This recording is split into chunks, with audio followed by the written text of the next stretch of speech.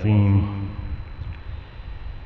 أعوذ بالله من الشيطان اللعين الرجيم. بسم الله الرحمن الرحيم.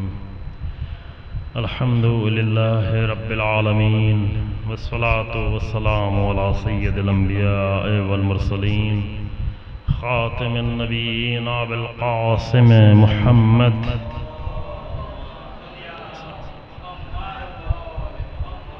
والصلاة والسلام على أهل بيته الأطيبين الأطهرين المعصومين المنتجبين الذين أذهب الله عنهم الرجس وطهرهم تطهيرا. اللهم صل على محمد.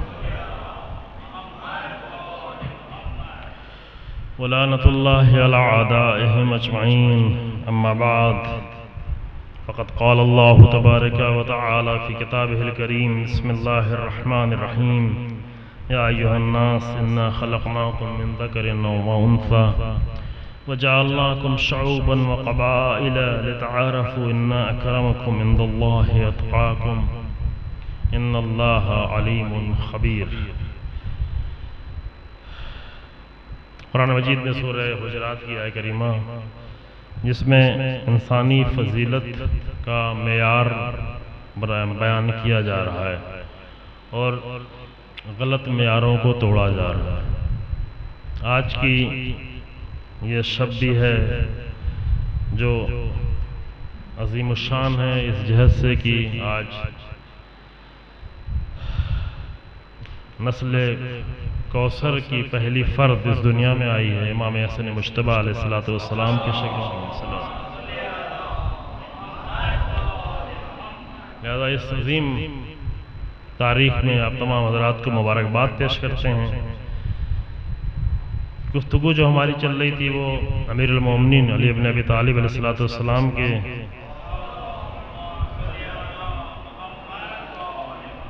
کی ذات کے اندر جو کوالٹیز اور جو فضیلتیں ہیں، وہ فضیلتیں اور وہ صفات اور وہ کوالٹیز کی جس کو پوری بشریت کو ضرورت ہے، تمام انسانیت کو جس کی ضرورت ہے. اور جتنا جتنا انسان ان عظیم کرداروں سے آشنا ہوتا چلا جائے گا اور جتنا زیادہ وہ نورانیت، وہ کردار کی نورانیت اور وہ صفات انسان میں جلوہ گر ہوتے چلے جائیں گے، اتنی زیادہ انسان بہت ساری مشکلات سے نجات پاتا چلا جائے گا. کل آپ کے سامنے عرض کیا، کل پرسوں جو گفتگو تھی وہ معنویت، روحانیت اور اسپریچولیٹی جو انسانیت کی اور بشریت کی ایک بڑی ضرورت ہے، نہ صرف یہ کہ مومنین کی بلکہ تمام انسانوں کی، تمام بشریت کی ایک بڑی ضرورتوں میں سے ہے. اور خاص کر مادیت کا اور میٹریلزم کا غلبہ جتنا زیادہ انسان پہ بڑھتا چلا گیا، اتنی روحانیت کی ضرورت کا شدت سے انسان احساس کر رہا ہے. اور اس روحانیت کا ایک نمونہ، ایک عظیم ترین نمونہ پیغمبر اکرم صلی اللہ علیہ وآلہ وسلم کے بعد امیر المومنین علیہ السلام کی ذات ہے. اللہم صلی علی محمد. تمام انبیاء روحانیت کے نمونے ہیں. تمام انبیاء کا اصلی ترین ایک مقصد ہے لوگوں کے زندگی کے اس پہلو کو ابھار کر سامنے لانا کہ جو اس کی اندر کے خلا کو اور اندر کے تڑپ کو اور اندر کے کھوکھلے پن کو کم کر سکے. اور جو مادیت میں گھرا ہوا انسان ہے، جس نے آ کر اپنے آپ کو خود ہزاروں مشکلات میں ڈال رکھا ہے، آ کر اس کے اندر باہر سے سجے سجائے انسان کو اندر سے پر کرنا، یعنی اس کے روح کی غذا پہنچانا اور روحانیت کو بلند کرنا. اس پر ایک مختصر سے گفتگو کی گئی 2 دن میں، چونکہ بہرحال یہ پورا موضوع نہیں ہے، موضوع ہمارا کئی فضیلتوں کا ذکر کرنا ہے.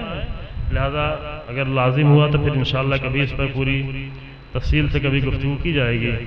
امیر المومنین علیہ السلام کی زندگی میں شروع سے لے کر یہی کہ رسول اللہ کی آ کر حمایت کا اعلان کرتے ہیں. رسول اللہ 10 سال کی کم سنی میں، 10 سال کی عمر میں آ کر رسول اللہ کی حمایت کا اعلان کرنا، یعنی ایک اسی روحانی طاقت کا جس کی طرف کل اشارہ کیا گیا، یعنی جو چیز محسوس کر رہے ہیں. امیر المومنین نے رسول اللہ کے ساتھ رہ کر، بچپن سے رسول اللہ کے ساتھ رہ کر رسول اللہ کے وجود میں کیا دیکھا تھا؟ کون سی چیز تھی جو امیر المومنین کو مجبور کر رہی تھی کہ تمام سختیاں اور مشکلات کے باوجود یہ ذات ایسی ہے کہ جس کی حمایت کرنا چاہیے اور اپنی پوری زندگی رسول اللہ کی حمایت میں لگا دی؟ وہ کون سی چیز تھی جو امیر المومنین دیکھ رہے تھے؟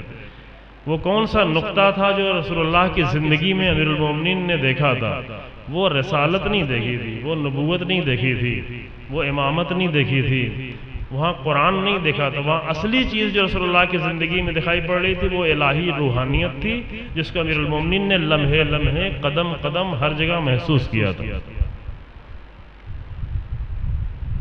اور وہ چیز مجبور کر رہی تھی کہ یہ وہ انسان ہے کہ جس کی حمایت کرنا لازم ہے۔ اور امیر المومنین نے پھر جب وہاں پر وعدہ کیا 10 سال کی عمر میں، تو اپنی پوری زندگی میں اس طرح سے حمایت کی کہ تاریخ میں ہمیں کوئی ایسا کردار ڈھونڈنے سے نہیں ملا کہ کسی انسان نے کسی فرد کی اس طرح سے حمایت کی ہو جس طرح سے امیر المومنین نے رسول اللہ کی حمایت کی اپنی پوری زندگی میں۔ کچھ پہلو آپ کے سامنے انشاءاللہ پیش کیے جائیں گے۔ پھر امیر المومنین کی پوری زندگی میں وہی روحانیت نظر آتی رہی ہمیشہ جو بچپن سے لے کر اپنی جوانی تک رسول اللہ کی زندگی میں امیر المومنین نے دیکھی تھی، اور وہ ہمیشہ غالب رہی، ہر عمل پر غالب رہی، حتیٰ اس دنیا میں آ کر جسم کے اور جسمانی تقاضوں کو پورا کرتے وقت بھی وہ روحانیت کا غلبہ ہمیشہ امیر المومنین کی زندگی میں رہا۔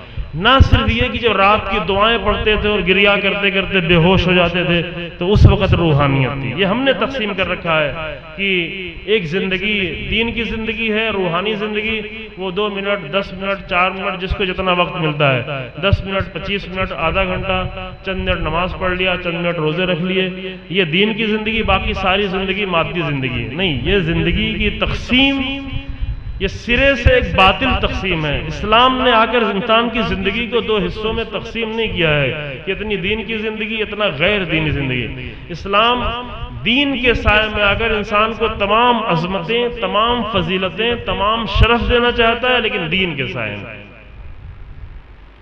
اور دین کے اوپر جس چیز کا غلبہ ہے وہ روحانیت کا غلبہ ہے، یعنی انسان کا روحانی پہلو۔ چونکہ انسان کا جسم، عرض کیا کہ جسم بہرحال انسان کا ساتھ چھوڑ کر جانے والا، جو چیز باقی رہنے والی ہے وہ انسان کی روح ہے، لہذا یہ روحانی پہلو تھا۔ میں نے عرض کیا کہ یہ موضوع بھی یہاں پہ ختم کرتے ہیں، اس پہ جتنی گفتگو ہو چکی شاید یہاں کے لیے اس موضوع کے تحت اتنا کافی تھی۔ آج جس موضوع پہ ہمیں تھوڑی سی گفتگو کرنی ہے، چونکہ 2 پروگرام تھا، طے یہ پایا تھا کہ دونوں پروگرام کو آدھا آدھا کر دیا جائے گا، آدھا گھنٹہ ادھر اور آدھا گھنٹہ ادھر، لیکن وہاں پر 45 منٹ ہو گیا، تو آپ لوگ شکایت نہ کریں کہ یہاں پر آدھا گھنٹہ کیوں ہوا، تو یہاں بھی 45 منٹ کر لیا جائے گا انشاءاللہ، لیکن اس سے زیادہ خدا کرے کہ نہ ہونے پائے، خدا کرے۔ جس موضوع پر آج ہمیں گفتگو کرنی تھی وہ ہے شرح صدر، امیر المومنین علیہ السلام کی ذات کی ایک صفت اور ایک فضیلت اور ایک اہم کردار جو پوری زندگی پہ نظر آیا، وہ امام کا شرح صدر۔ شرح صدر یعنی 2 کلمہ ہے، شرح یعنی وسیع ہونا، وسعت، اور صدر یعنی سینہ۔ سینے سے مراد یہ ہڈیوں کا نہیں وسیع ہونا، سینے سے وسیع ہونے کی مراد یہ نہیں ہے کہ مثلا کوئی پولیس ڈپارٹمنٹ میں، گورنمنٹ میں اگر سروس کرنے کے لیے جاتا ہے تو اس کا سینہ ناپا جاتا ہے کہ دیکھیں کتنے انچ کا سینہ ہے، یہ شرح صدر سے مراد نہیں ہے۔ ممکن ہے کسی کا سینہ بہت چوڑا ہو ہڈیوں کے اعتبار سے، لیکن اندر جو دل ہو بہت ہی تنگ، بہت ہی چھوٹا دل ہو، بہت ہی محدود دل ہو۔ یہاں پر شرح صدر سے مراد اصل میں سینے کے اندر کا مسئلہ، یعنی دل، اور دل سے مراد بھی حقیقت پلٹ کے جاتی ہے اسی روح کی طرف، یعنی انسان کی روح کا گشادہ ہونا، انسان کے سینے کے گشادہ یعنی انسان کا دل کا بڑا ہونا۔ بڑے لوگوں کے دلوں میں، بڑے لوگوں کے سینے میں ہمیشہ بڑے دل ہوا کرتے ہیں، اور جب دل انسان کا بڑا ہوتا ہے تو وہ انسان کو بھی بڑا کرتا چلا جاتا ہے۔ یہ ایک 2 طرفہ معاملہ ہے، یعنی جتنا انسان بڑا ہوگا اتنا اس کا قلب بڑا ہوگا، اور جتنا قلب بڑا ہوگا یہ قلب کا بڑا ہونا انسان کو اور بڑا کرتا چلا جائے گا۔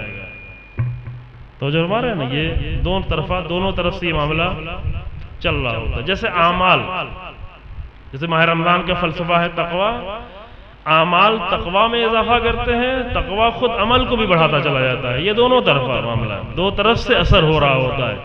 جتنا انسان مثل روزہ تقوی کو بہتر کر رہا ہوتا ہے، تقوی روزے میں قوت پیدا کر رہا ہوتا ہے، روزے کو حسین بنا رہا ہوتا ہے، روزے کو وزنی بنا رہا ہوتا ہے، ہلکا روزہ نہیں ہوتا. اسی طریقے سے شرح صدر کا معاملہ ہے کہ جتنا انسان کا سینہ وسیع ہے، جتنا کشادہ دل ہے، اتنی زیادہ انسان بڑا ہوگا، اور جتنا بڑا انسان اس کے دل میں اتنا ہی سینہ اس کا دل وسیع ہے. جب انسان کو اگر بڑے کام کرنے ہیں کہ انسان بڑے کام ہی کے لیے پیدا کیا گیا ہے، اللہ نے انسان کو اپنا خلیفہ بنایا ہے. خلیفہ بنانے کا مقصد، اب اس کی ہم وضاحت نہیں کریں گے، روکیں گے بھی نہیں یہاں پر، کیونکہ یہ معاملہ تھوڑا سخت ہے. کل کی بات بھی سخت ہو گئی تھی، میں نے سنا بعض لوگوں سے، لہذا ہم سخت نہیں ابھی کرنا چاہتے ہیں. انسان کا مقام خلافت الہی ہر انسان کا، پہلے انسان کو اللہ نے پیدا کر کے انی جاعل فی الارض خلیفہ کہا، میں اپنا خلیفہ بنا رہا ہوں. پہلا انسان نمونہ تھا، یہ نہیں کہ آدم نبی ہیں اس لیے خلیفہ ہے، نہ، آدم پہلے انسان ہے، اور انسان کا مقام ہی یہ ہے کہ وہ اللہ کا خلیفہ بنے، یعنی اپنے اندر الہی صفات پیدا کرے. خلیفہ کے مطلب یعنی کیا؟ یعنی الہی صفات کا پیدا کرنا. جتنا زیادہ انسان اپنے اندر الہی صفات اور کوالٹیز پیدا کرتا چلا جائے گا، اتنی اس کی خلافت کا مقام بلند ہوتا چلا جائے گا، اور جتنا خلافت کا مقام بلند ہوتا چلا جائے گا، اتنا ہی اس کی انسانیت کا مقام بلند ہوتا چلا جائے گا، یعنی واقعاً انسان ہوتا چلا جائے گا. جب تک انسان میں وہ صفات پیدا نہیں ہوتے، وہ جسم کے اعتبار سے اصل انسان نہیں ہے. یہ بار بار کہا جا چکا کہ جسم کے اعتبار سے جیسے اور بہت ساری موجودات ہیں، ویسے یہ ہم بھی ہیں، ویسے ہی آپ بھی ہیں. جسم کا انجام بھی وہی ہے جیسے دیگر موجودات کا جسم ہے. درخت کا بھی جسم ہے، جانور کا بھی جسم ہے، پتھروں کا بھی جسم ہے، زمین کا بھی جسم ہے، ستاروں کا بھی جسم ہے. بہت ساری چیزیں جسمانی ہیں. جسم جو ہے تھوڑا کم ہے، تھوڑا زیادہ ہے، تھوڑا بڑا ہے، تھوڑا چھوٹا ہے، تھوڑا ملائم ہے، تھوڑا سخت ہے. یہ جسم کی بہت ساری حالتیں ہو سکتی ہیں، اس اعتبار سے تھوڑا فرق کر سکتے ہیں جسم میں، لیکن جسم بہرحال جسم ہے. جسم بہرحال جسم ہے، اور انسان کے جسم میں بھی وہی ساری چیزیں ہیں جو اور سارے جسم میں موجود ہیں، کچھ کم کچھ زیادہ، کہیں کچھ سے کچھ ملا ہوا ہے، کہیں سے کچھ ملا ہوا ہے، کہیں سے کچھ ملا ہوا ہے، ساری چیزیں ہیں انسان. یہ جسم کے اعتبار سے وہی ہے. وہ چیز جو انسان کو انسان بنا رہی ہے وہ مقام خلافت الہی، اور مقام خلافت الہی میں اتنا ہی انسان مقام خلافت تک پہنچا ہوا جتنا اس نے اندر الہی صفات اپنے اندر پیدا کی. الہی صفات پیدا کرنے کا طریقہ کیا ہے؟ اس کے لیے نمونے لا کے رکھے گئے کہ دیکھو تمہارے پاس یہ الہی نمونے موجود ہیں، تم ان کو دیکھتے جاؤ گے، ان کو اپناتے جاؤ گے، ان سے نزدیک ہوتے جاؤ گے، تمہارے اندر یہ صفات پیدا ہوتے چلے جائیں گے. اس لیے لازم ہے کہ انبیاء کا ذکر ہوتا رہے، اس لیے لازم ہے کہ ہمیشہ رسول اللہ کا ذکر ہوتا رہے، اس لیے لازم ہے کہ ہمیشہ امیر المومنین کا ذکر ہوتا رہے، ان کی فضیلتوں کا ذکر ہوتا رہے. کیوں؟ اس لیے کہ یہ ہمیں بیٹھا کر خوش کرنے کے لیے اور واہ واہ کرنے کے لیے نہیں ہے، بلکہ اس لیے ذکر لازم ہے کہ ہماری زندگیوں کی ضرورت ہے. اگر یہ فضیلتیں ہمیں نہ ملیں گی تو ہم انسان ہی نہیں ہو پائیں گے. اگر ایسے کردار ہمارے سامنے لا کر رکھے نہ جائیں گے اور ان کرداروں کا اثر ہماری زندگی پر نہ ہوگا تو ہم انسان کے سرحد میں داخل ہی نہیں ہو پائیں گے. انسان سب کچھ بننا ہے، آدمی بنا کر بھیج دے گا، لیکن آدمی کو انسانیت کے سوا انسان بنا کر نہیں بھیجا گیا. انسان کو انسان بننا ہے، آدمی کو انسان بننا ہے. انسان ایک سفر ہے. پیدا ہو کر کوئی بھی شخص انسان بنا کر نہیں پیدا کیا. انسان صلاحیت اس کے اندر انسان بننے کی رکھی گئی، لیکن اسے بننا ہے. اگر نہیں بن پایا تو کیا بنے گا؟ یعنی کہ کچھ نہیں بنا تب بھی کچھ تو انسان رہے گا نا. انسان تو دور کی بات ہے، اس کو قرآن کہتا ہے کہ اس کو حیوان بھی نہ کہو، بل ہم عدل، بلکہ اس سے بھی بدتر ہو جاتا ہے. پتھر سے بھی انسان بدتر ہو جاتا ہے. پتھر تو کسی کو نقصان نہیں پہنچاتا، پتھر کسی کو فائدہ اگر نہ پہنچا رہا ہو تو نقصان نہیں پہنچاتا، لیکن ممکن ہے ایک ہی انسان ہزاروں انسان کو نقصان پہنچا دے. ممکن ایک انسان ہزاروں انسان کی تباہی کا باعث بن جائے۔ آج دیکھیں آل سعود نے ایک سوا سال میں کتنے انسانوں کو، کتنے بچوں کو، کتنے عورتوں کو خاک میں ملا دیا، اور ابھی جو ہے خود کوما میں پڑا ہوا جہنم کا انتظار کر رہا ہے۔ ابھی میں نے ایک جملہ وہاں پہ کہا تھا کہ 2 سال کی حکومت، 2 ہی سال تقریباً ہوا میں، 2 سال کی حکومت اس نے اپنی جہنم کو اتنا بڑھا لیا، اتنا بڑھا لیا۔ کون کیا بڑھا رہا ہوتا ہے، یہ انسان کے اوپر ہے کہ اپنی جنت کو بڑھا رہا ہے یا جہنم کو بڑھا رہا ہے، اپنی جہالت کو بڑھا رہا ہے یا اپنی عقل کو بڑھا رہا ہے۔ تو انسان یہ کرتا ہے، جانور یہ نہیں کرتا، حیوان یہ نہیں کرتا۔ لہذا انسان کو ایک سفر طے کرنا ہے، وہ سفر جو انسانیت کا سفر طے ہوگا، اس کے طے کرنے کا صرف ایک راستہ ہے، وہ ہے کوالٹیز، وہ ہے صفات، انسانی صفات، اور تمام انسانی صفات کا سرچشمہ اور مرکز وہ ہے اللہ کی ذات۔ یعنی جتنی بھی انسان کو صفات چاہیے ہیں وہ اصل میں اللہ کی صفات ہے۔ کوئی بھی صفت کسی کے پاس اس کی اپنی ذاتی نہیں ہے، سب عطا کی ہوئی ہے۔ اصل میں ذاتی کوالٹیز اور صفات سب اللہ کی، کسی کے پاس بھی ذاتی نہیں۔ ذاتی سمجھ رہے ہیں نا، یعنی اپنی آپ کی اپنی نہیں دی ہوئی ہے۔ رسول اللہ کے پاس کچھ بھی اپنا نہیں ہے، سب اللہ کی طرف سے دیا ہوا۔ امیر المومنین کے پاس کچھ بھی اپنا نہیں ہے، سب اللہ کی طرف سے دیا ہوا ہے۔ بس بافضیلت لوگ وہ ہیں کہ جن کو اللہ کی طرف سے زیادہ مل گیا۔ مل کہاں سے گیا؟ کیونکہ انہوں نے لینے کی صلاحیت اپنی بڑھا لی۔ ایسا بھی نہیں کہ اللہ جسے چاہے دے دے، جسے چاہے نہیں دے۔ اللہ ہماری طرف سے نہیں ہے، بادشاہوں کی طرح سے نہیں ہے کہ موڈ میں آیا تو دے دیا، نہیں موڈ میں آیا تو نہیں دیں گے۔ نہیں، اللہ جس کو دیتا ہے اس کی صلاحیتوں کی بنیاد پر دیتا ہے۔ اس کے اندر جتنا ظرفیت بڑھتی چلی جاتی ہے اتنی زیادہ اللہ عطا کرتا چلا جاتا ہے، اتنی زیادہ اللہ دیتا چلا جاتا ہے۔ لہذا انسان کو کیا کرنا ہے؟ اپنی صلاحیتوں کو بڑھانا۔ صلاحیتیں کس چیز کی بڑھانا؟ انسانی سفر اگر طے کرنا ہے تو اپنی فضیلتیں لینے کی صلاحیتیں بڑھانا۔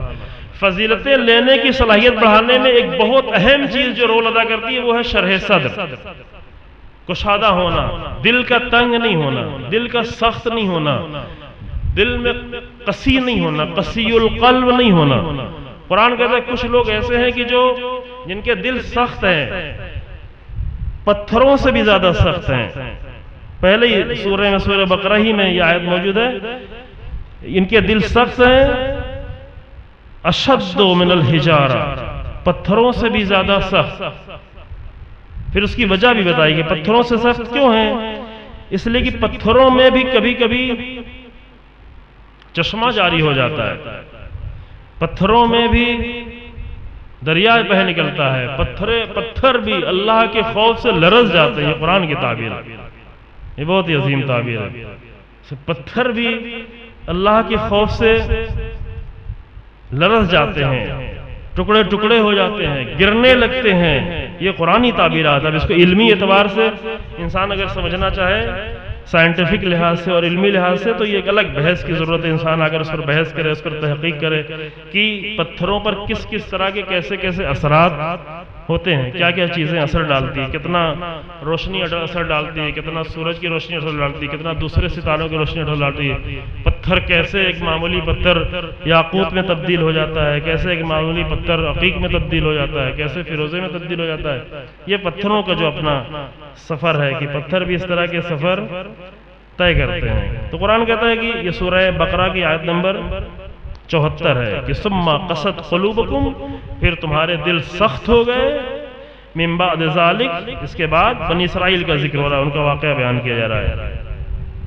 فہیا کالحجارۃ او اشد قسوۃ، اب یہ دل پتھر کے مانند ہو گیا، بلکہ پتھر سے بھی زیادہ سخت ہو گیا۔ کیوں کہ انا من الحجارۃ لما یتفجر منہ الانہار، کیونکہ پتھر ایسے ہوتے ہیں، کچھ پتھروں سے دریا بہ نکلتے ہیں، نہریں بہ نکلتی ہیں۔ وَإِنَّ مِنْهَا لَمَا يَشَقَّقُ فَيَخْرُجُ مِنْهُ الْمَاءُ، اور کچھ پتھر ایسے ہوتے ہیں جو ٹوٹ جاتے ہیں، اس میں سے چشمے جاری ہونا شروع ہوتے ہیں، پانی نکلنا شروع ہوتے ہیں۔ وَإِنَّ مِنْهَا لَمَا يَحْبِطُ مِنْهُ مِنْ خَشْيَةِ اللَّهِ، اور کچھ پتھروں میں سے پتھر ایسے ہوتے ہیں جو اللہ کے خوف سے لرز جاتے ہیں۔ ٹوٹنے لگتے ہیں، خشیت پتھروں میں پیدا ہوتی ہے۔ وَمَا اللَّهُ بِغَافِلٍ عَمَّا تَعْمَلُونَ، اور اللہ تمہارے عمل سے غافل نہیں ہے۔ تو فضیلتیں حاصل کرنے کے لیے جو چیز سب سے پہلے انسان کو چاہیے وہ کیا ہے؟ وہ شرح صدر چاہیے اور دل کا کھلا ہونا۔ اگر دل بند ہے، سخت ہے، شرح صدر نہیں ہے، سینہ کشادہ نہیں ہے، وسیع نہیں ہے، تو کتنا بھی زیادہ لا کر انسان کے دل میں ڈالا جائے وہ قبول کرنے کے لیے تیار نہیں ہوتا۔ عرض کیا رسول اللہ بھی لا کر ڈالیں، جناب نوح بھی لا کر ڈالیں، جناب ابراہیم بھی لا کر ڈالیں، سمجھا کر لا کر ڈالیں، لیکن جناب ابراہیم کو لے جا کر آتش میں ڈال دیا لیکن بات ماننے کو تیار نہیں۔ بہت سیدھی سی بات جناب ابراہیم نے کہی تھی، تم اس کو مانتے ہو کہ اتعبدون ما تنحتون، کیا تم اس کی عبادت کرتے ہو جس کو تم نے خود ہی بنایا ہے؟ بہت سیدھا سا جملہ ہے نا، اس میں کون سی بہت سختی کی بات ہے، کون سی بہت مشکل کی بات؟ جناب ابراہیم نے سیدھی سے بات کی، کیا وہ عبادت کے لائق ہے کہ جس کو ہم نے خود ہی بنایا ہو، خود ہی سانچا ہو، خود ہی ڈھالا ہو، خود ہی تیار کیا ہو؟ وَتَعْبُدُونَ مَا تَنْحِتُونَ، اچھا تم اس کی عبادت کرتے ہو تو یہ تمہیں کچھ دیتا ہے، یہ کچھ کھاتا ہے، کچھ پیتا ہے، کچھ بولتا ہے، کچھ کرتا ہے؟ کوئی جواب نہیں۔ ابراہیم کا کوئی جواب بھی نہیں ہے، لیکن چونکہ دل سخت ہو گئے ہیں لہذا یہ سخت دل میں جناب ابراہیم کی بات بھی نہیں اتر۔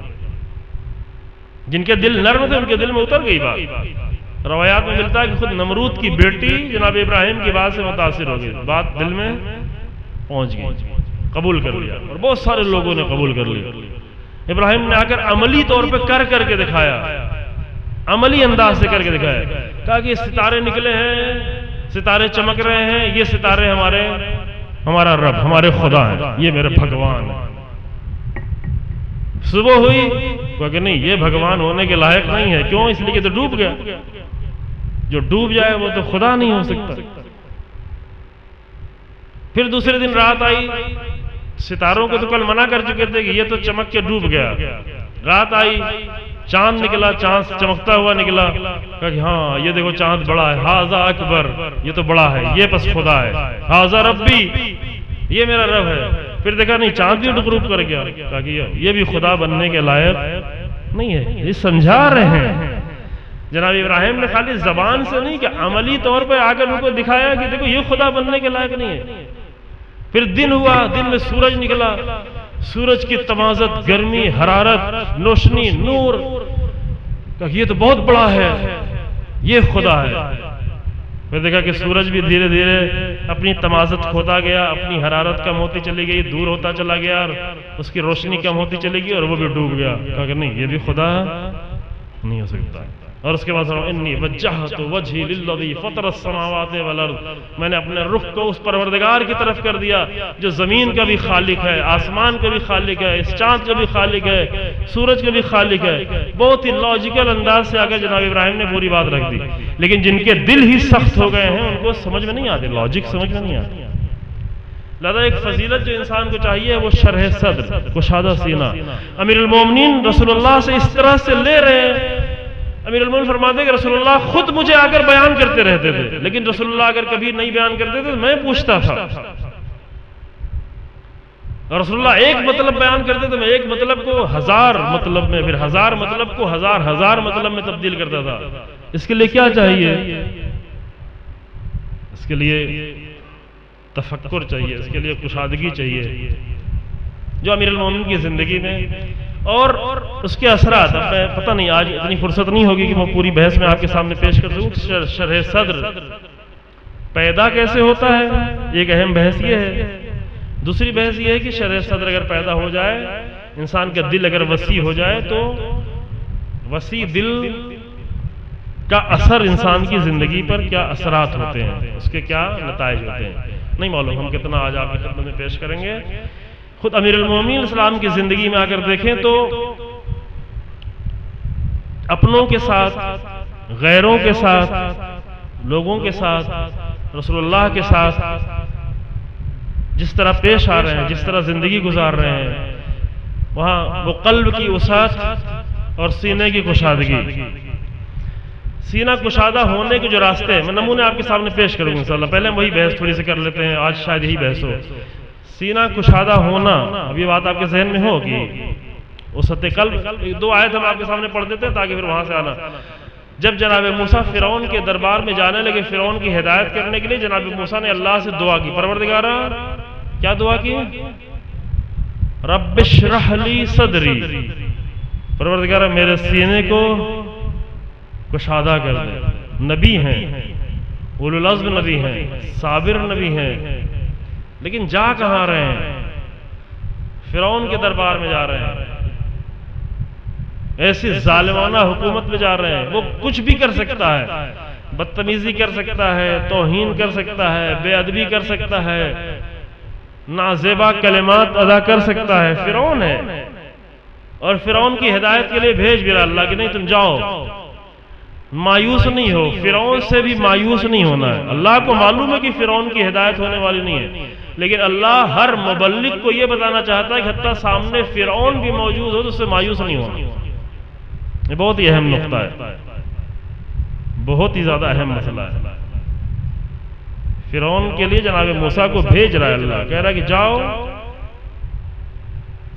اذهب الى فرعون انه طغى، فرعون کی طرف جاؤ، وہ طغیان کر رہا ہے. اور جا کر اس سے بات کرنا، نرمی سے بات کرنا، سمجھانا، شاید اس کو سمجھ میں آ جائے. شاید یہ مبلغ کو کہا جا رہا ہے، فرعون کو کہا جا رہا ہے کہ جاؤ شاید سمجھ میں آئے، لیکن اللہ کو سب پتہ ہے. یہ فرعون جو ہے ماننے والا نہیں ہے. اے اللہ پھر بھیجی کیوں رہا ہے؟ تیرے چہیتے نبی کی توہین ہو جائے تو کیا چاہتا ہے؟ کہ بہت چہیتے نبی تھے جناب موسیٰ، چہیتے سمجھ رہے ہیں نا؟ بار بار جاتے تھے بات کرنے کے لیے، جا کر کلیم اللہ کا لقب ملا تھا، پہاڑ پہ نظر آتے تھے، بات کرتے تھے. اپنے اس عزیز بندے کو اور اپنے باعزت بندے کو، اپنے اس نبی کو تو فرعون کے دربار میں بھیج رکھا. اس لیے بھیج رہا ہوں کہ میری طرف سے موسیٰ کو یہ حق نہیں ہے کہ فرعون جیسے انسان کو بھی دیکھ کر یہ سوچ کر بیٹھ جائے کہ یہ تو فرعون ہے، اس کو چھوڑو، یہ ہدایت پانے والا نہیں. اس کے لیے بھی تمہیں کوشش کر کے رہنا. یہ تنگی ہے ہمارے دل کی، بہت جلدی ہم بہانہ کرتے یہ تو خراب ہو گیا، یہ تو گمراہ ہو گیا. سب کو گمراہ، ساری دنیا کو گمراہ کر کے چھوڑ دیا ہم نے.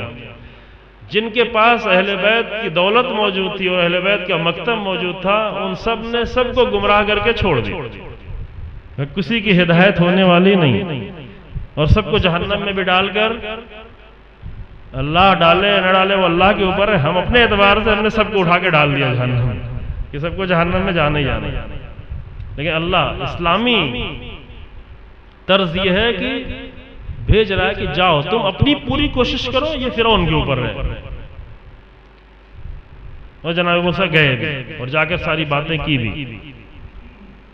اپنا کردار جناب موسیٰ نے ادا کیا، فرعون نہیں مانا، اس کا دل سخت تھا، قساوت قلب اس کے دل میں تھی اور وہ تبدیل نہیں ہوا. لیکن جناب موسیٰ نہیں ٹھہرے، وہ اپنے جا کر اپنا عمل انجام دیتے. شرح صدر جو پیدا کہاں سے ہوتی ہے؟ میں یہاں سے جناب موسیٰ نے دعا کی تھی جب جا رہے تھے یہاں سے، جناب موسیٰ جب جا رہے تھے دعا کی تھی، رب اشرح لی صدری، پروردگارا میں جا تو رہا ہوں لیکن مجھے وسیع شرح صدر چاہیے، وسیع سینہ چاہیے، تاکہ فرعون کی توہین ہمارے اوپر اثر نہ کرے، فرعون کی بے ادبی ہمیں پریشان نہ کر دے. فرعون مجھے آ کر کہے گا کہ اے موسیٰ تم کہاں آئے ہو؟ میرے گھر میں پلے بڑے. یہ کہا فرعون نے، کہا فرعون نے پتہ نہیں کیا کہا، یہ تو نہیں معلوم، لیکن یہ قرآن میں موجود ہے کہ فرعون تم مجھے آئے ہو ہدایت کرنے کے لیے، میرے گھر میں پڑے ہو، میں نے تمہیں کھلایا ہے، میری روٹیاں کھا کھا کر آئے ہو مجھے تم سکھانے کے لیے. یہ فرعون کا جملہ ہے.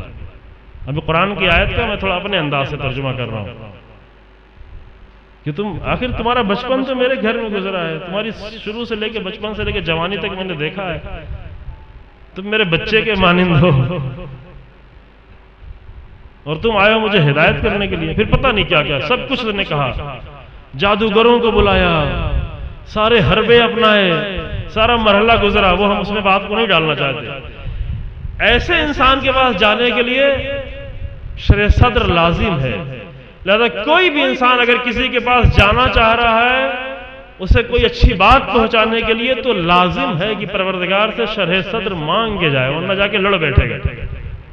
جناب موسیٰ کو غصہ بہت آتا تھا، غصہ ذاتی غصہ نہیں تھا، اللہ کے لیے غصہ آتا تھا، حق کے لیے غصہ آتا تھا۔ مار دیا، ایک مکہ مر گیا ایک فرعونی، دونوں لڑ رہے تھے، یہ بھی قرآنی واقعہ ہے، روایتوں والا واقعہ نہیں، دونوں لڑ رہے تھے، ایک فرعونی تھا ایک بنی اسرائیل سے تھا، اس نے مدد کے لیے بلایا، جناب موسیٰ بھی اس کی مدد کے لیے پہنچے، مان نہیں تھا، مارا ایک مکہ اور وہ وہیں ڈھیر ہو گیا، گر گیا۔ لیکن اب فرعون کے پاس جا رہے ہیں، تو فرعون کے پاس کیسے جانا ہے؟ موسیٰ 10 سال تربیت کر رہے ہیں، جناب شعیب جیسے بزرگ نبی کی، موسیٰ کو جگہ جگہ بھیجا گیا، جناب شعیب کے ساتھ رکھا گیا 10 سال ان کا داماد بنا کر، جناب خضر کے پاس بھیجا گیا، جناب خضر کے ساتھ انہوں نے کئی مرحلے طے کیے، کوہ طور پر بلایا گیا، کوہ طور پہ 40 دن کی خاص اسپیشل ٹریننگ ہوئی جناب موسیٰ کی، خاص ٹریننگ، 40 روزہ ٹریننگ، 40 راتوں کی ٹریننگ، وہ بھی دن کی نہیں، 40 راتوں کی ٹریننگ ہوئی، یہ سب کچھ جناب موسیٰ۔ اب لیکن جناب موسیٰ جب فرعون کے پاس جا رہے ہیں، پروردگار مجھے اور وسیع سینا چاہیے چونکہ میں فرعون کے پاس جا رہا ہوں، اسے سمجھانے کے لیے جا رہا ہوں۔ اور ادھر رسول اللہ کو جب اللہ نے اپنی نعمات عطا کی تو ان سب کے ساتھ ساتھ یہ فرمایا کہ الم نشرح لک صدرک، اے رسول کیا میں نے تمہارے سینے کو کشادہ نہیں کیا؟ میں نے تم کو تنگ دل نہیں بنایا کہ کسی کو کفر کی حالت میں دیکھو، کسی کو کوڑا پھینکتے ہوئے دیکھو، کسی کو پتھر مارتے ہوئے دیکھو، کسی کو اونٹ کے پیٹ کی آنتیں لا کر ڈالتے ہوئے دیکھو تو تم بد دعا کرنے لگو۔ نہیں، شرح صدر چاہیے، بد دعا نہیں کر سکتے، رسول اللہ بد دعا نہیں کر سکتے، وسیع دل ہو تو بد دعا نہیں کی جاتی، دعائیں کی جاتی۔ لہذا رسول اللہ نے دعائیں کی، مسلسل دعائیں کی، قلب کی وسعت تھی جو دعا کرا رہی تھی رسول اللہ سے، یہ رسول اللہ کے قلب کی وسعت تھی کہ جب مکے پر جنہوں نے 21 سال تک تقریباً رسول اللہ سے جنگ لڑی، پریشان کیا، اذیت کیا، پتھر مارے، غلاظتیں ڈالی، گندگیاں ڈالی، کوڑا ڈالا، تکلیف پہنچائی، جب ان کے اوپر رسول اللہ کو فتح حاصل ہوئی تو رسول اللہ نے کہا کہ ان سب کو چھوڑ دو، یہ آزاد ہے، کوئی بھی انتقام لینے کی ضرورت نہیں۔ لوگ چاہ رہے تھے انتقام لینا، لوگ شور مچا رہے تھے، چیخ رہے تھے، چلا رہے تھے، آج انتقام کے دن ہے، آج بدلہ لینا ہے، آج مارنا ہے، آج قتل و کشتار کرنا ہے، آج گلے کٹیں گے، آج ٹکڑے ٹکڑے کریں گے۔ رسول اللہ نے کہا نہیں، یہ سب نہیں کرو، آج رحمت کا دن ہے، آج معاف کر دینے کا دن ہے، آج بخشش کا دن ہے۔ یہ رسول اللہ کے سینے کی وسعت تھی، وہی میراث تھی جو امیر المومنین علیہ السلام کے پاس۔ امیر المومنین اسی میراث کو لے کر زندگی بھر، امیر المومنین کے ساتھ کیا کچھ نہیں کیا گیا، رسول اللہ کے بعد امیر المومنین کو کن ناگوار حالات سے گزرنا نہیں پڑا، لیکن تمام ناگوار حالات میں امیر المومنین کے سینے کی کشادگی ہمیشہ ظاہر ہوتی ہے۔ شرح صدر امیر المومنین کا ہمیشہ رہا۔ میں صرف ایک نمونہ پیش کرتا ہوں، وہ دونوں بحثیں انشاءاللہ کل آپ کی خدمت میں پیش کروں گا کہ چونکہ لازم ہے، چونکہ یہ ساری باتیں ہم ثواب کے طور پہ نہیں کر رہے ہیں کہ امیر المومنین کے صفت کا ذکر کریں گے تو ہمیں ثواب مل جائے گا، ہم اس لیے ذکر کر رہے ہیں کہ اس صفت کی ہمیں بھی ضرورت ہے۔ تو نمونہ تو ہم نے دیکھ لیا کہ یہ رسول اللہ کا نمونہ ہے، یہ جناب ابراہیم کا نمونہ ہے کہ لوگ آ کر ان کے اوپر آگ ڈال رہے ہیں لیکن وہ آگ میں بیٹھ کے دعا کر رہے ہیں، یہ جناب نوح کا نمونہ ہے کہ 950 سال تک پتھر مار رہے ہیں لیکن جناب نوح ان کو جنت میں لے جانے کی فکر پڑے ہیں، تم مجھے پتھر مارو میں تمہیں جنت میں لے جانا چاہتا ہوں، میں تمہاری ہدایت کرنا یعنی کیا، یعنی میں تمہیں جنت دینا چاہتا ہوں۔ یہ نمونے تو بتا دیے گئے لیکن نمونے بتانے کے بعد وہ طریقے کیا ہیں کہ کہاں سے یہ شرح صدر پیدا ہوتی ہے اور اس کے پھر انسان کی زندگی پہ اثرات کیا ہوتے ہیں، یہ انشاءاللہ آپ کی خدمت میں کل پیش کریں گے۔ آج صرف جو ہے امیر المومنین کی زندگی کے وہ نمونہ پیش کرنا چاہتے ہیں۔ دیکھیں کیا ہوا امیر المومنین کے ساتھ، کیا ہوا رسول اللہ کے بعد کیا ہوا، لیکن پورے 30 سالہ امیر المومنین کی تقریباً 29-30 سالہ زندگی ہے رسول اللہ کے بعد، ایسے بھی حالات امیر المومنین کے پاس آئے کہ امیر المومنین کی بات جب کوئی سننے والا نہیں ہوتا تھا تو امیر المومنین جا کر کنویں میں گفتگو کیا کرتے تھے، کیونکہ علم کا ایک خزانہ تھا، علم نہیں ٹھہرتا، علم کی بات لازم ہوتی ہے بیان کرنا۔ امیر المومنین فرماتے ہیں ان ہاں ہونا العلم جمع لو وجدت لو حملہ، یہ میرا سینہ علم سے بھرا ہوا ہے۔ اشارہ کرتے تھے، ہاں ہونا جب کہتے تھے، ہاں ہونا اشارہ ہے، پھر ہاتھ رکھتے تھے اپنا سینے کی طرف، یہ میرا سینہ علم سے بھرا ہوا ہے، اے کاش کی کوئی اس کا اٹھانے والا مل جائے۔ خوب ایسے حالات پیدا کیے گئے کہ کوئی امیر المومنین کے پاس آ کر وہ علم نہ اٹھا سکے۔ امیر المومنین کے لیے حکومت کوئی معنی نہیں رکھتی، خلافت کوئی معنی نہیں رکھتی۔ خلافت اور حکومت کے لیے امیر المومنین کی زبانوں پر جو تعبیریں آئی، پوری تاریخ ادب میں کسی بھی لٹریچر کی تاریخ میں ایسے کلمات حکومت کو نہیں کہے گئے جو امیر المومنین کی زبان سے نکلیں۔ کبھی فرمایا کہ یہ حکومت تمہاری، یہ ہماری ٹوٹی ہوئی جوتیوں کے مانند بھی نہیں ہے، جس کو اتنا سل چکے ہیں، اتنا سل چکے ہیں، خود اپنے ہاتھ سے اتنا زیادہ سل چکے ہیں کہ اب سلنے کے لائق نہیں رہی۔ یہ حکومت کے زمانے میں، یہ نہیں کہ اس دور میں جب حکومت چھینی گئی تھی، نہ، یہ حکومت کا زمانہ تھا، امیر المومنین کی خلافت کا زمانہ تھا، جب جنگ صفین کا سفر طے کر رہے تھے، خود اتنے بڑے عالم اسلام کے، جس کو بھی تقسیم کیا جائے تو 50 ملک سے زیادہ بنتے، اتنی بڑی حکومت کے حاکم تھے، اور جب یہ چوتیاں اتنی بار ٹوٹ چکی تھیں کہ ٹوٹتے ٹوٹتے بار بار سل رہے تھے، اور ابن عباس وہاں سے گزرے، کہا کہ اب اسے چھوڑ دیں، بس کریں، یہ جوتی کب تک سلتے رہیں گے آپ، اب تبدیل کریں۔ تو وہاں پر دیکھیں امیر المومنین نے موقعوں سے کتنے بڑے مطلب کو بیان کیا۔ وہاں پر ابن عباس سے امام نے یہ بات چھوڑ دی کہ خریدیں گے کہ نہیں خریدیں گے کہ سلیں گے، یہ سب چھوٹی بات ہے، اس کی ضرورت نہیں ہے۔ وہاں پر امیر المومنین نے ایک بہت ہی عظیم بات کی، بہت ہی عظیم الشان، کہ ابن عباس اس جوتی کی تمہاری نظروں میں کیا قیمت ہے؟ کہ اب اس کی کوئی بھی قیمت نہیں ہے، جوتی کی حیثیت سے اس کی کوئی بھی قیمت نہیں ہے۔ تو امیر المومنین نے فرمایا کہ تمہارے اوپر حکومت کرنا ہمارے لیے اس جوتی سے بھی زیادہ حقیر ہے، اس سے بھی زیادہ پست ہے۔ کبھی کہا کہ بکری کے ناک سے نکلتا ہوا پانی اس سے بھی زیادہ پست ہے حکومت ہماری نگاہوں میں۔ یہ تعبیر ہے حکومت کے لیے، اس سے بھی زیادہ حقیر ہے ہماری نگاہوں میں تمہاری حکومت کرنا۔ امیر المومنین کی حکومت نہیں چاہیے تھی، لیکن امیر المومنین کو انسان اور بشریت کی نجات کے لیے اس کی ہدایت کی ذمہ داری چاہیے تھی، چونکہ امیر المومنین ایک ذمہ دار انسان ہے۔ انشاءاللہ اس موضوع پر فرصت ہوئی تو گفتگو کی جائے گی۔ یہ ذمہ داری تھی امیر المومنین کی، اس ذمہ داری کے لیے امیر المومنین کوشش کر رہے تھے، لیکن وہ نہیں دی گئی۔ نتیجہ کیا ہوا؟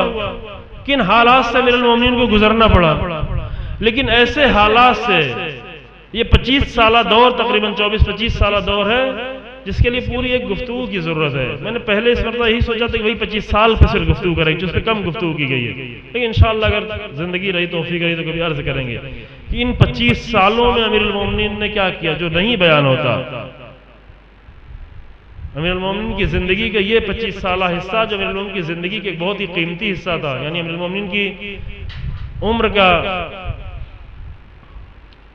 33-34 سال سے لے کر کے ادھر 57-58 سال کی امام کی جو زندگی ہے، 57 سال، 34 سال سے 57 سال تک امام کی جو زندگی ہے، 33 سال سے 57 سال، یہ بیچ کے اتنا حصہ بہت کم بیان ہوتا ہے، ذکر ہی نہیں ہوتا ہمارے درمیان میں۔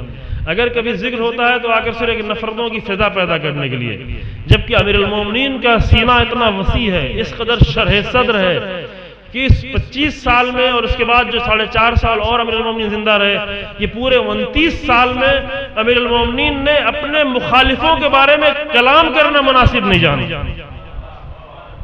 ایک مرتبہ ایک خطبہ چھوٹا سا امیر المومنین نے دیا ہے، وہ بھی ابن عباس نے کہا کہ کچھ اور بیان کریں، کچھ اور بیان کریں، کہ نہیں بس ٹھیک ہے، یہ بات نکل گئی تھی چند جملے کے، چند جملے اس میں بھی، وہ بھی اس لیے کہ تاکہ یہ راز لوگ جانتے رہیں، بعد میں دھوکہ نہیں کھائیں۔ آج بہت سارے برادران اہل سنت دھوکہ کھا جاتے ہیں، اصل امیر المومنین کے قلب کی وسعت کو دیکھ کر دھوکہ کھا جاتے ہیں۔ کہتے ہیں امیر المومنین تو سب کے ساتھ ساتھ تھے، امیر المومنین تو سب کا ساتھ دے رہے تھے۔ یہ ساتھ دینا حمایت کے لیے نہیں تھا، یہ امیر المومنین کی قلب کی وسعت تھی اور اسلام کی مدد تھی۔ توجہ فرمایا آپ نے؟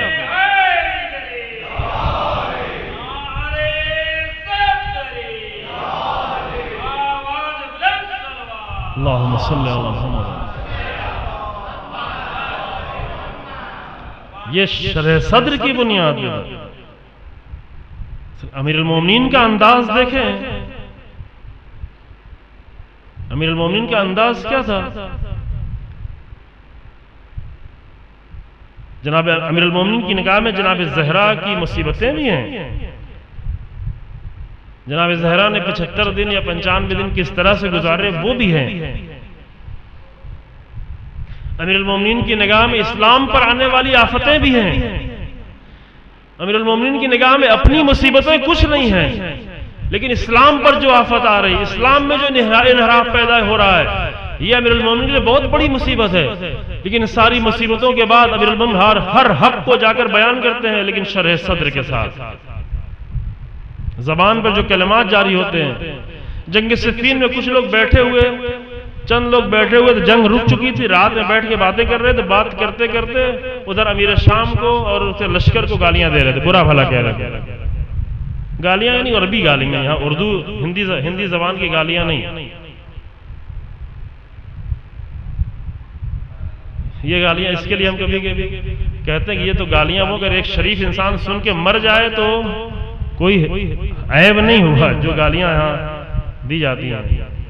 نہیں، شریف معاشروں میں شرافت سے گالیاں بھی جو دی جاتی ہیں تو شرافت سے گالیاں دی جاتی ہیں، یعنی شرافت کی حد سے انسان نہیں گزر جاتا۔ مثلا ہم لوگ ایران میں ہوتے ہیں، وہاں پر اگر کسی کو گالی کسی کو دینا ہوتا ہے تو کہتے ہیں کہ بہت بے ادب ہو، بہت زیادہ چقدر بے ادبی اسے کہتے ہیں۔ بے ادبی یہ وہاں کی بہت بڑی گالی ہے۔ بے ملاحظہ ہو یہ گالی، یعنی ملاحظہ نہیں کر رہے ہو، یہ گالیاں۔ بے نزاکت یہ گالیاں، کتنا بے نزاکت ہو یہ کسی کو کہہ دیا تو بہت بڑی گالی ہے یہ، یعنی نزاکت نہیں ہے، نزاکتوں کا خیال نہیں رکھ رہے۔ ایک مہذب معاشرے میں اگر کسی کو خدا نخواستہ اگر کسی کو غصہ بھی آتا ہے تو غصے کے نتیجے میں جو گالیوں کے شکل میں الفاظ نکلتے ہیں وہ بھی ادب کے دائرے میں نکلتے ہیں، وہ بھی تہذیب کے دائرے میں نکل رہے ہوتے ہیں۔ بالکل انسان واللہ عجیب ہے، چونکہ لوگ سنتے رہتے ہیں لہذا تحمل کر لیتے ہیں، ورنہ نہیں ہے۔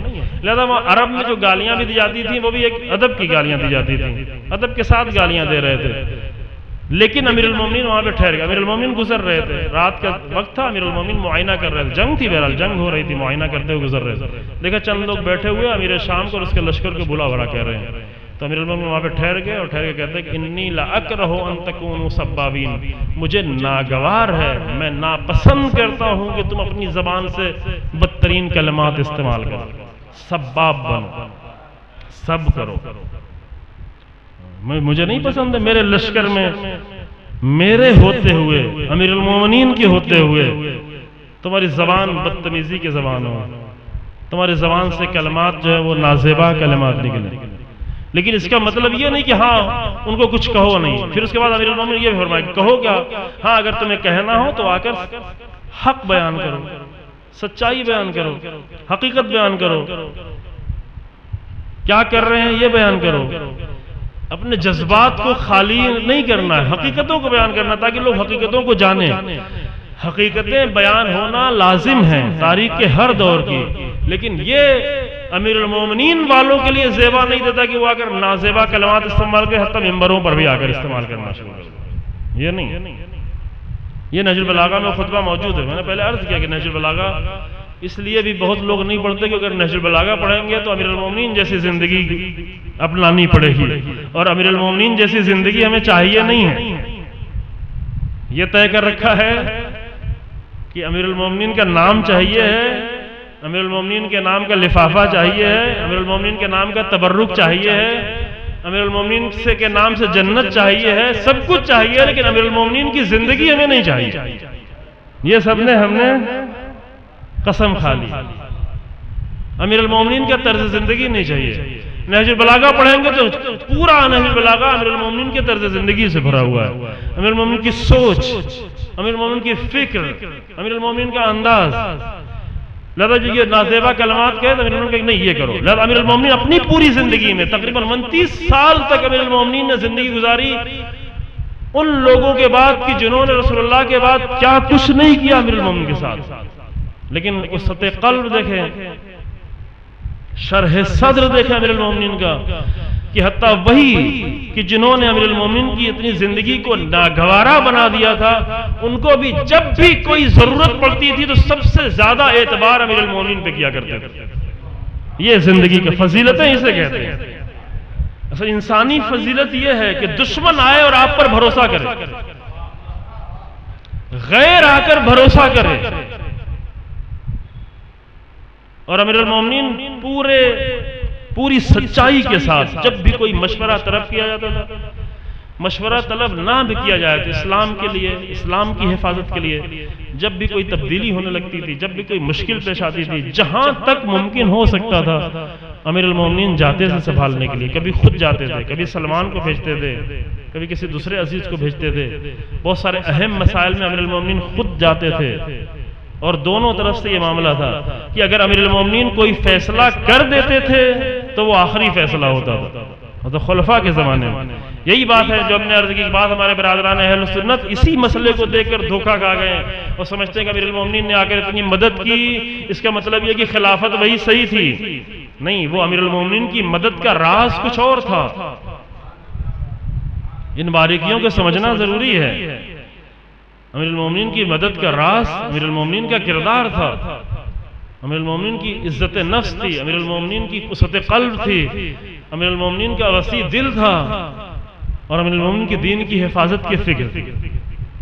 لہذا جہاں بھی ضرورت ہے، جنگوں کا معاملہ آیا، اور بھی کوئی معاملہ آیا، تاریخ ہجری رکھنا ہوا، سال معین کرنا ہوا، پھر جب بھی ہوا امیر المومنین سے جب مشورہ لیا، لوگوں نے مشورہ دیا، جس نے جو بھی مشورہ دیا، لیکن اگر امیر المومنین نے مشورہ دیا تو وہ آخری ہوتا تھا۔ خلافت کے دربار میں بھی جنگ قادسیہ کی جنگ ہوئی، بڑی جنگ تھی، پورے ایران کے مقابلے میں جنگ تھی۔ ایران اس وقت بڑی طاقت، ایک سپر پاور کی حیثیت رکھتا تھا ایران۔ اس جنگ میں مشکل جنگ تھی۔ خلیفہ دوم نے مشورہ چاہا کہ اس جنگ میں ہم کیا کریں، خود میدان جنگ میں جائیں تو شاید بہتر جنگ ہو، ہماری فوج کو زیادہ حوصلہ ہوگا کہ ہمارا خلیفہ بھی میدان جنگ میں آیا گا، زیادہ دیکھ کر لڑیں گے، زیادہ ان کے حوصلے بڑھیں گے۔ لوگوں نے کہا ہاں بہت اچھا ہے، بہت اچھا ہے، آپ بھی چلیں میدان جنگ میں لڑنے کے لیے، واقعاً جو ہے حوصلہ ہوگا، واقعاً لوگ بڑھیں گے۔ امیر المومنین سے سوال کیا، جو کہ ایسے اہم مسائل میں آ کر عرض کیا کہ بھروسہ امیر المومنین پہ تھا۔ امیر المومنین کی وہ عظمت تھی، وہ کردار تھا کہ جو رقیب تھے، جو مخالف بھی ہوا کرتے تھے، وہ بھی آ کر امیر المومنین پر بھروسہ کیا کرتے تھے۔ یہ کہاں سے پیدا ہوتا ہے؟ یہ شرح صدر کی بنیاد پر پیدا ہوتا ہے۔ یعنی یہ کوالٹی مومن میں ہو، مومن اس کوالٹی کا مالک ہو کہ اگر کوئی ہمارا دشمن بھی ہو اور اس کو مشکل وقت پڑے تو وہ آئے مشورہ لینے کے لیے، اس اعتماد کے ساتھ کہ یہاں سے جو مشورہ ملے گا وہ سچا مشورہ ملے گا، یہاں پہ دشمنی نہیں نکالی جائے گی، یہاں پہ سچائی کے ساتھ مشورہ دیا جائے گا۔ لہذا جب مشورہ طلب کیا کہ سب نے کہا کہ ہاں ٹھیک ہے میدان جنگ میں جائیں، کچھ لوگوں نے کہا کہ نہیں، کچھ لوگوں نے کہا ہاں، زیادہ ہاں کرنے والے تھے۔ جب امیر المومنین سے مشورہ طلب کیا، امیر المومنین نے کہا کہ نہیں جائیں جنگ میں، آپ جنگ میں نہیں جائیں، آپ یہیں مدینے ہی میں رہیں، میدان جنگ میں نہیں جائیں۔ وجہ پوچھی تو وجہ یہ بتائی کہ اگر میدان جنگ میں جاتے ہیں اور وہاں پر اگر کچھ ناکامی پیش آتی ہے تو دشمن کے حوصلے بلند ہوتے چلے آئیں گے اور وہ سیدھا حملہ کرتا ہوا مرکز تک پہنچ جائے گا۔ کیوں؟ اس لیے کہ وہ یہ دیکھ رہا ہوگا کہ خود خلیفہ اور حاکم بھی یہیں پر موجود ہے، بس مرکز خالی پڑا ہوا ہے۔ لیکن اگر یہاں پہ ہوں گے تو دشمن اگر جیت بھی چکا ہوگا تب بھی اسے ڈر لگا ہوگا، نہیں ابھی اور بھی فوج آ سکتی ہے، ابھی مرکز سے اور بھی لوگ آ سکتے ہیں۔ یہ مشورہ دیا، لہذا منع کر دیا امیر المومنین نے جانے سے، خلیفہ دوم کو میدان جنگ میں جانے سے منع کر دیا۔ اب یہ امیر المومنین نے بات بتائی۔ ہمارے ذاکر لوگ بہت ساری باتیں بتاتے ہیں، لیکن ہماری نگاہوں میں زیادہ اہم بات وہی ہے جو امیر المومنین نے خود بتائی۔ ٹھیک ہے، وہ نقطے کے لیے اور خوش کرنے کے لیے اور واہ واہ کرنے کے لیے وہ کرتے ہیں، البتہ واہ واہ کرنا ایک بہت بڑی مصیبت بھی ہے۔ اس کے پہلے بامبے میں عرض کیا تھا کہ شاید کسی بھی قوم کو ایک حدیث تھی کہ انسان کو، امیر المومنین ہی کی اتفاق سے حدیث تھی کہ انسان کو انسان کو شہوت نہ ہو. شہوت یعنی خواہش، عربی میں شہوت کو کہتے ہیں خواہش. کسی چیز کی خواہش نہ ہو. اس میں جو کلمات آئے تھے وہی آئے تھے کہ نہ مال کی خواہش ہو، مال ہو لیکن مال کی خواہش نہ ہو. دو چیزیں الگ ہیں. یہ بار بار میں جملہ کہتا چلا رہا ہوں. مال ہاتھ میں ہو، جیب میں ہو، بینک میں ہو لیکن دل میں نہیں ہو. مال کی جگہ اصلا دل نہیں ہے. تو امام نے فرمایا کہ نہ مال کی خواہش ہو، نہ اقتدار کی شہوت ہو، نہ تعریف کی شہوت ہو. تعریف کی شہوت بہت خطرناک ہے، خطرناک ہے.